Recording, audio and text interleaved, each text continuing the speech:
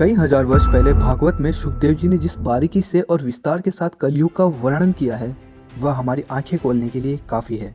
और आज उसी अनुसार ही घटनाएं घट रही है और आगे भी वैसा ही घटेगा जैसा लिखा हुआ है।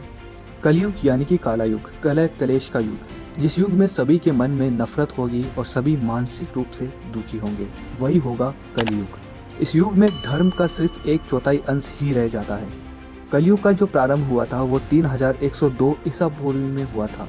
श्रीमद् भागवत पुराण और भविष्य पुराण में कलयुग के अंत का वर्णन मिलता है। कलयुग में भगवान कल्कि का अवतार होगा जो पापियों का संहार करके फिर से सतयुग की स्थापना करेंगे।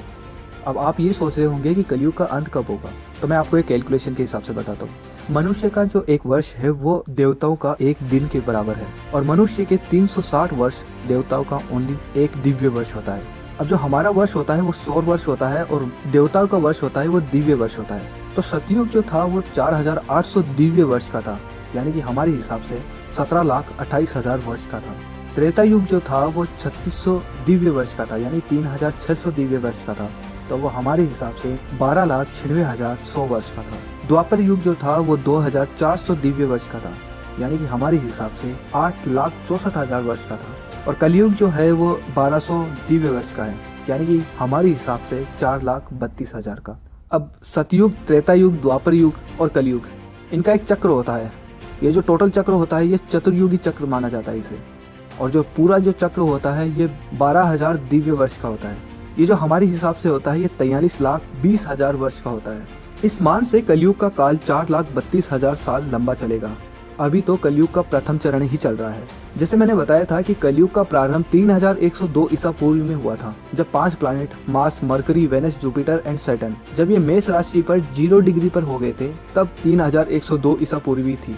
3102 में जब कलयुग का प्रारंभ हुआ था, तब से लेकर 2023 अगर इसमें प्लस करते हैं तो 5125 वर्ष कलयुग के बीत चुके हैं और अभी तो 4,26,875 वर्ष बाकी है।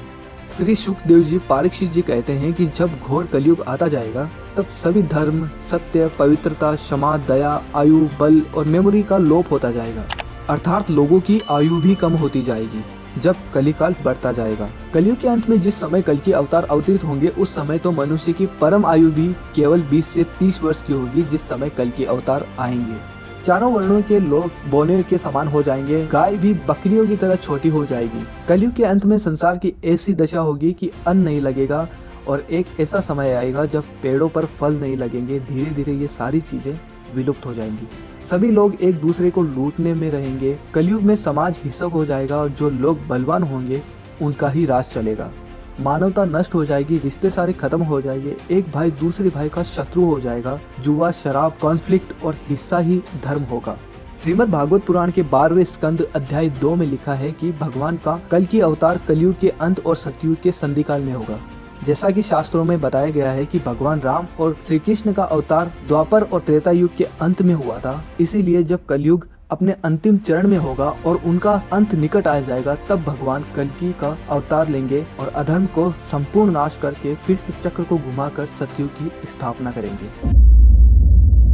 आई होप यू गाइज आपको आज का वीडियो पसंद आया होगा, और पसंद आया है तो ऐसे इंटरेस्टिंग वीडियो के लिए हमारे चैनल को सब्सक्राइब कर लीजिए और बेल आइकन प्रेस कर दीजिए ताकि ऐसे ही वीडियोस हम आपके पास लाते रहें। So thank you so much watching this video.